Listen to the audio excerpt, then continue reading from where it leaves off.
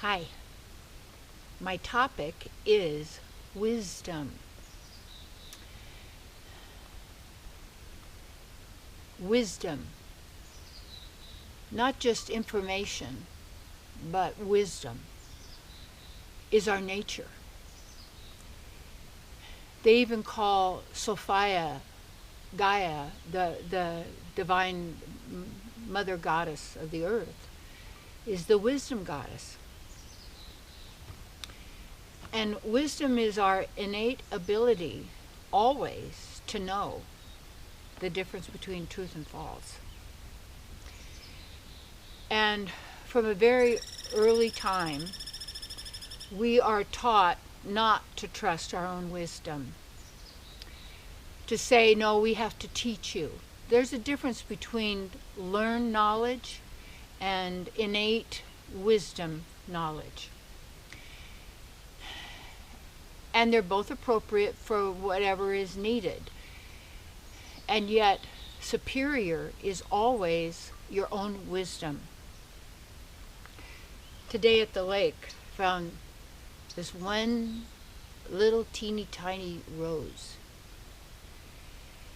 And the fragrance is so sweet and subtle and precious. And there is a wisdom, you see, in the rose, because it's who it is. You know, I think in the Bible somewhere it said to have the wisdom of a grain of mustard, why it's so powerful. And what I've noticed in nature, oftentimes the very smallest seed will produce the greatest, like a tiny redwood seed or a tiny sequoia seed would grow these enormous trees from one seed. And in that one seed has all of the programming necessary to produce all of the pine cones and seeds of billions, perhaps, that come from that one little seed. And that we're all seeking for that personal fulfillment, satisfaction, the completeness of divine pleasure without the slightest hint of misery. That's really what people want. We want to be happy. And where it all begins is in where we focus our attention. Are we living from our heart center outwardly, or are we allowing the outer to continually influence how we feel and what we know, what we believe, what we think, what we do? And, you know, from an early age, we're also taught to line up. You're part of a group. That's nice because we want to learn to get together. But we're not a mob. We're not a hive of insects, ants, or any kind. We're all, each of us, is whole, complete, and perfect. Nothing missing. Whatever anyone else has, you do have. Yet it's what you do with what you've got. And we're taught so much to go outside, to run after that, to get that, buy that new thing, to get that bigger house, to get the bigger car, to get the bigger this, to keep the facade going, to keep it happening out there. That we are driven. It's like even the word mortgage. Mort means death, a death gauge, a mort gauge, death. And we give our lives to a cause or to a building or to a thing. And how can you have the satisfaction and fulfillment you desire from something that doesn't have it? You have it. And it's that inner wisdom, the inner guide. And to know the difference between what is learned knowledge, information that I've been taught, or that which comes through me naturally. And how will we know unless we start trusting our own inner wisdom and guidance? Not the mind, not what the thoughts are, because those thoughts can take you anywhere and everywhere away from you, but from your knowing center. That's why I really encourage you to be in nature, to go barefooted, to be able to sit on the earth with, feel the presence, to listen to the sounds without electronics, without, there's occasional little noises out here in nature, but just accept them. That's just part of what's going on. But yet, if we have so much going on in our minds, I remember when I was a kid, when TV first came, and for years the TV was on as soon as we woke up in the morning, and it went off at night, even though no one was even watching it. It was background.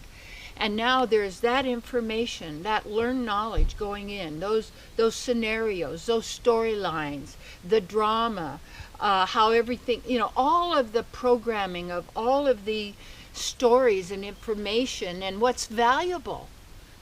See, to know what's truly valuable. And that's the real rather than the artificial. Because the artificial is always an artificial copy. I'm not a fan of animation. I know a lot of people like that. But I like the closer I get to real, the better I feel. Ooh, that's a good one. The closer I get to real, the better I feel. You want to say that? The closer I get to real, the better I feel. And you want to feel good because you are good. That doesn't mean we've all done good things, bad things, all the kind of stuff, but let's get back to the basics, to the wisdom of you are an eternal being. And there is no one or nothing on the outside of you that is ever going to give you the pleasure and the happiness, the love that you are seeking. Because it's who you are already. And you only experience that by being conscious, aware, and of yourself, where you are, what's going on, where is your heart, where are you centered, and to be that under any and all circumstances, so that we're not like chameleon lizards changing every moment to suit the situation, in a sense, because then we're always confused. I remember years ago when a young married suburban housewife, when we would have parties, but we couldn't invite all of our friends to the same party because we didn't think they'd all get along. But really, who cared whether they got along or not? But it was going to reveal your other parts of your life that you didn't want certain people to know about, that who you are and what you're about. So we would have to just segment all of our friends and who we're going to get together with and all that. I said just throw them all together in one pot and kind of be interesting to see what happens.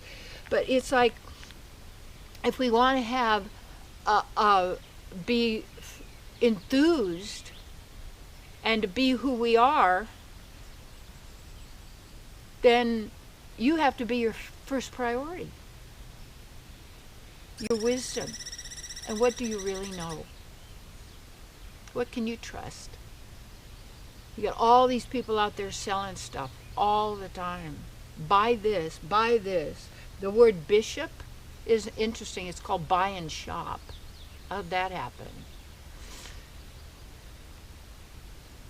Your own wisdom. Look at the wisdom of nature. That's called integrity. Are you in harmony with your wisdom and nature? Are you being true to yourself? What else have you got? And then when you could center in on your wisdom, you can watch it, you could see what's going on, you could observe it, but you're a witness. And you don't let everybody and everything knock you off your center. And when you feel it's happening, do what you need to do to get back to center again. And it takes the work, because we can be so easily slimed by someone or something or some word that's said, and now we're all shaken again, and then we don't know who we are, and then we're off-centered, and we're afraid, and we're running in here. All of this stuff we're picking up because it's coming on so many levels that now it's really important that you give yourself what you need to be centered, to know the difference between what's truth and fiction, to know what's really important to you. Is it worth it, what you're doing? Where's it going? What do you hope to gain? You already have it. Yeah. But you think you don't, and you gotta get it. But where are you gonna get it? Who are you gonna call? Ghostbusters. And it is, you're busting the ghosts of your own thought forms. Yeah. You're the one who breaks the spell. Yeah. By being conscious, centered, observant, non-reactive.